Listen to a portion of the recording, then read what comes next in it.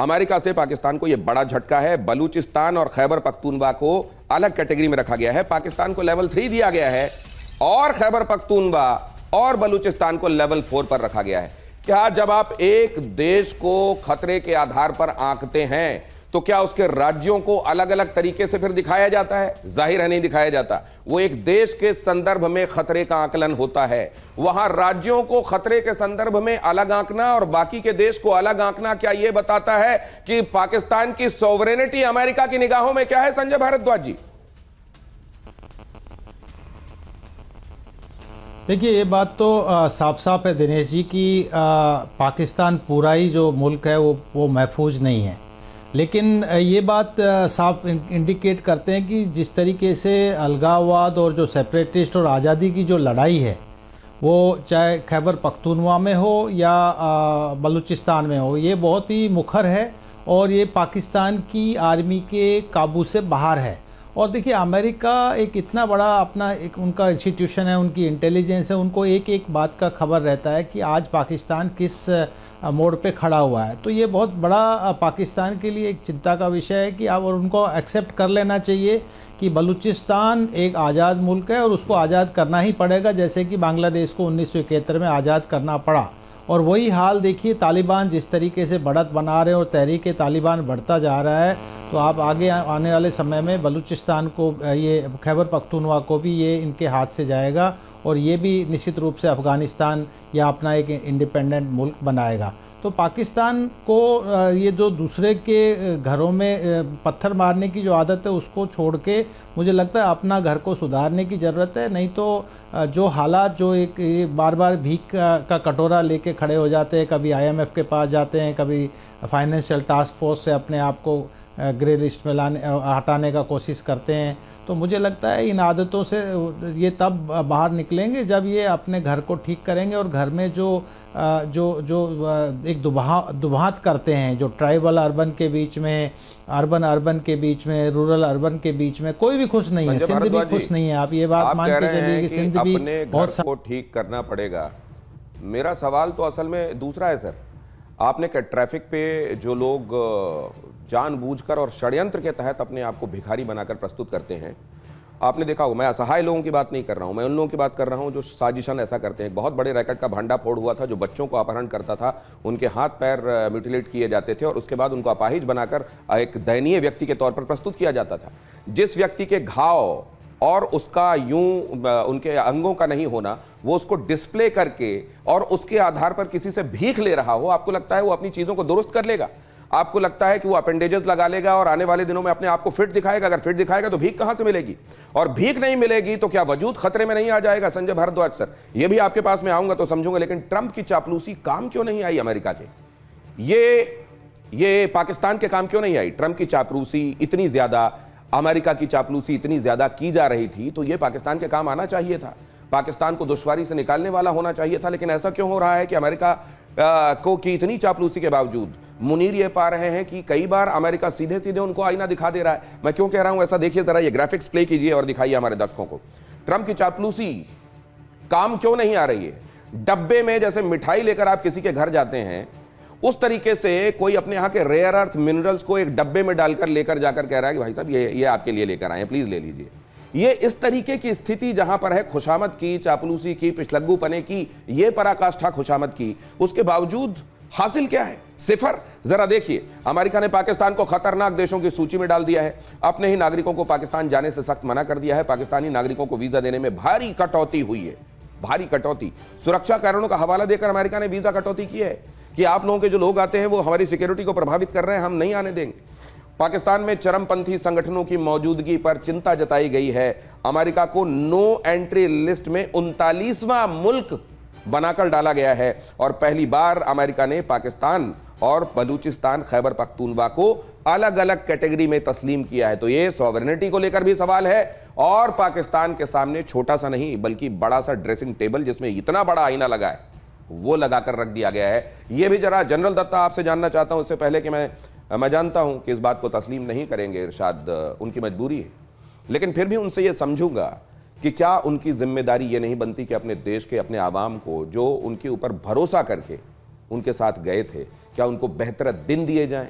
क्या उनको हमेशा असहाय बेचारा इसलिए बनाए रखा जाएगा ताकि उनकी असहायता और बेचारगी दिखाकर भीख मांगी जाए? ये मैं आगे उनके पास जाऊंगा तो समझूंगा, लेकिन जनरल दत्ता, ये जो एक ही डेंजर लेवल की कैटेगरी में एक देश के दो प्रोविंसेस को अलग और एक समूचे देश को अलग दिखाया जाना, ये क्या दिखाता है सॉवरेनिटी के लिहाज से?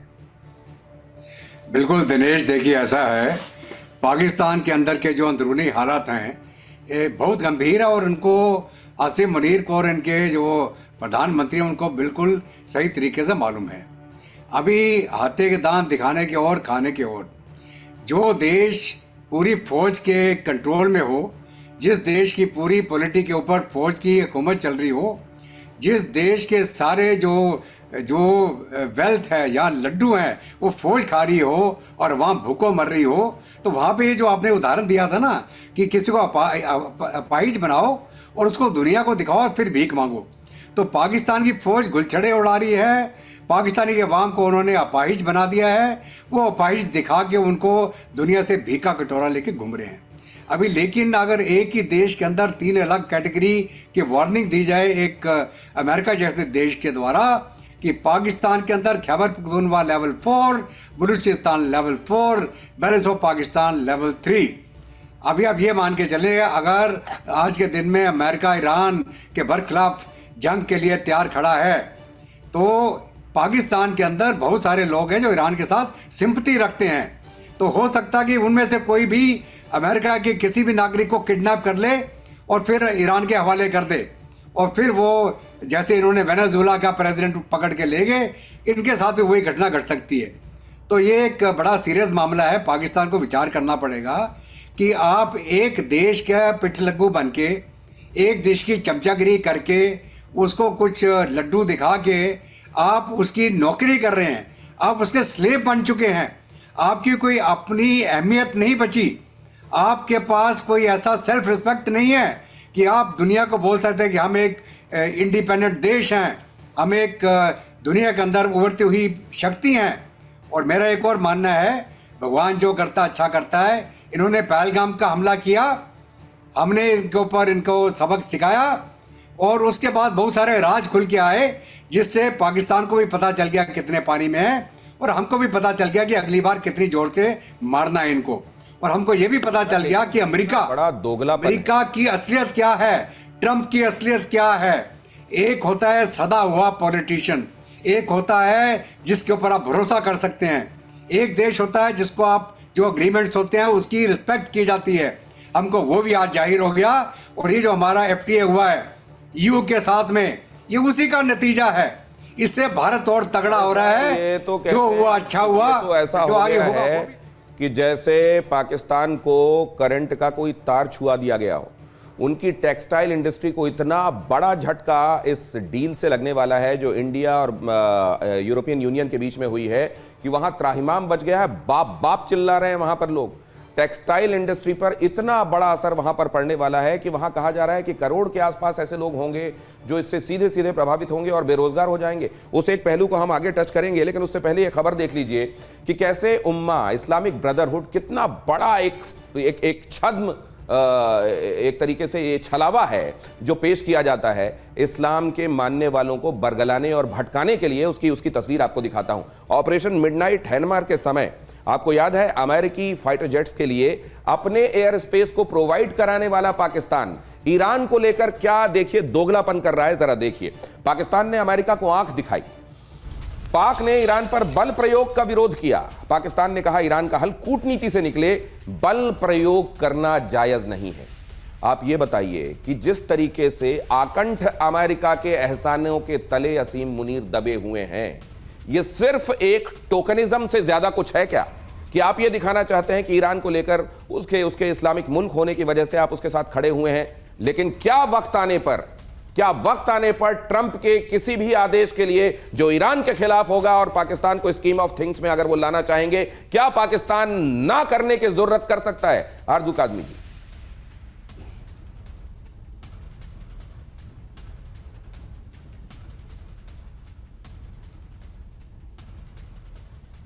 आप मुझे सुन पा रहे हैं? कीजिए मैम, आवाज नहीं आ रही है प्लीज। जी, आप मुझे सुन पा रहे हैं? आप सुन पा रहे हैं?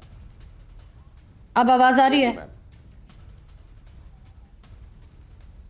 आपको मेरी आवाज आ रही है? Please go ahead. Yes yes ma'am, please go ahead.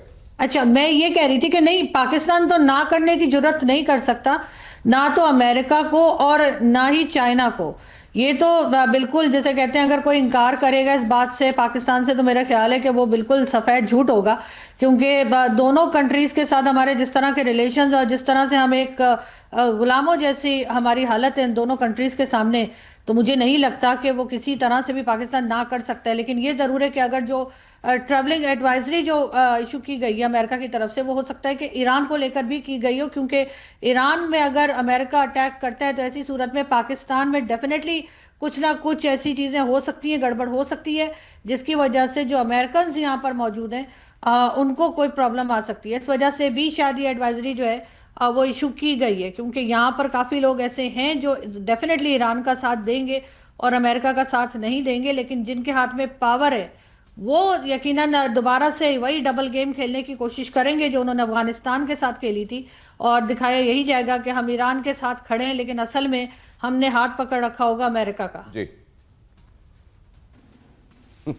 ये सच्चाई है, यही वो फसाड है, वही छलावा है जिसका जिक्र हम कर रहे हैं, और यही वो इस्लामिक ब्रदरहुड है जिसका गाजर सामने लटकाकर ये पाकिस्तान अपने उल्लू सीधे करता है।